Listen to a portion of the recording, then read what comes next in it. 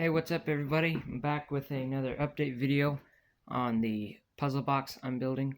It's been a little bit, I've been busy, but making a lot of progress on it, so I'll turn around and show you what I got here. So, first of all, I made this sled. My dad made a sled several years ago with these parts, but the sled was too big and it was for a different table saw, so it didn't work in the grooves on our table saw now. So I redid it, put a 1/2-inch bottom on it, and made this sled so it would work for this table saw. And that way, this sled has this stop on it, so I'm able to cut all of the little pieces for the puzzle box. And I have all of the pieces cut out. These are all of the rails going all the way around. You can see a lot of them have different grooves. This will be one of the corners, and it's 3/4. And then this is one of the drawer sides. This one's got 2 because it'll sit here. A drawer will be sliding next to it, and then on this side there'll just be a false door. So nothing there, just panel. And then this one's pretty cool looking. That's going to be on a corner. It'll have walls coming out on either side, no drawers on this corner. But yeah, I've got them all cut out to length, and now I'm just going to get ready to switch out to the dado blade. 1/2-inch dado, and I'm going to dado each end. The bottom that connects to the puzzle box base is going to be around 3/8 of an inch deep of a dado, and that way I'm gonna cut 3/8 of an inch deep this way and about 1/8 in around. That way I'll have about a 1/4 inch piece to put down into my mortise hole that I'm going to make. And then on the top, it's just going to be 1/8 inch in, and then 1/4 inch all the way around. That way, so the top, because the top that goes onto this, which is second floor, is only a 1/2 inch floor, as if the bottom of the puzzle box is 3/4 inch. So if I was to do, 3/8 inch here, then I wouldn't have room to drill down again to do the top floors styles. Over here at the mortise machine, I've got the puzzle box base here. It looks a bit different. I sprayed it before and realized that wasn't going to work, because I tried to put together after this part was sprayed and then put the wingay around. But that didn't work because it ended up not being flush in all the places.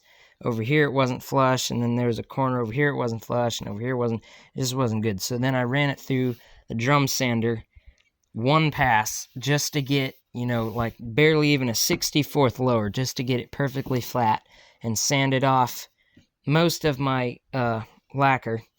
So you can see just them couple spots, but everything else is perfectly flat. It just goes a bit low there, which I'm not worried about.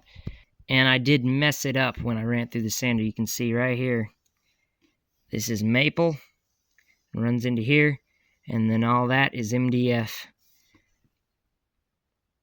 You can see that when I ran, so this is supposed to be maple all the way edge, and when I ran it through the sander, so I veneered all of this, and the veneer is so thin when I ran it through the sander, I just accidentally went through a little bit too low on that corner. So I'm not really sure how I can fix it. It's just going to have to stay there. So I've learned my lessons, so anymore I'm hopefully not going to have any more problems like that on the rest of the box. But so far, this is the only mess up I've had on it. I'm learning a lot as I go, so I wouldn't be surprised if I mess something else up, but we'll see.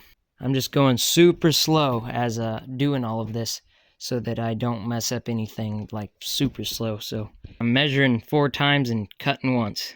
Then over here, I've got some leftover. There's 3/4 inch, 1/2 inch there. Got a little rip-off strip of the wingay. I'll use that in the box somewhere, but all of this will be put into the box when I get the second floor done. So, and then this is my bubble maple veneer sheet. I think I might need to buy some more, because I'm planning on using it for all of the drawer hole sides and tops.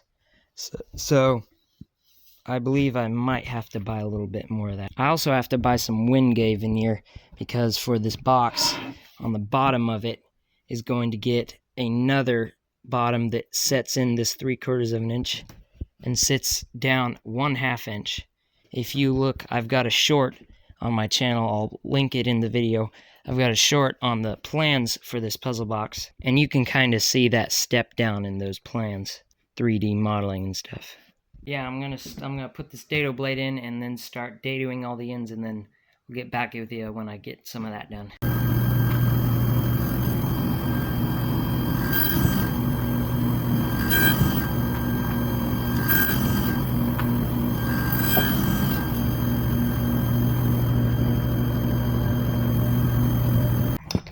Alright, I just got everything all dadoed. You can see 3/8 inch on this end, and on the other end I have 1/8 inch. I did all the dado with the 1/2 inch dado for the 3/8 inch deep on the pegs, and every one of them is the same. The top has an 1/8 inch deep dado, and then on the bottom 3/8 inch, so it can sit in a deeper groove. On the base over here, all of the corners are going to be the large square blocks. This is one of the side blocks, goes on there just like that, and then the larger one goes in the corners. All the corners get these large ones.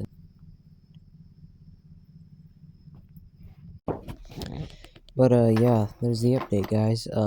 So all the blocks are done, ready to mortise the base so the blocks can fit into their grooves. Took me about 3 hours to do all this and set it all up, so it's a very time-consuming thing. But they turned out really well, really slick grooves, no chipping or anything, so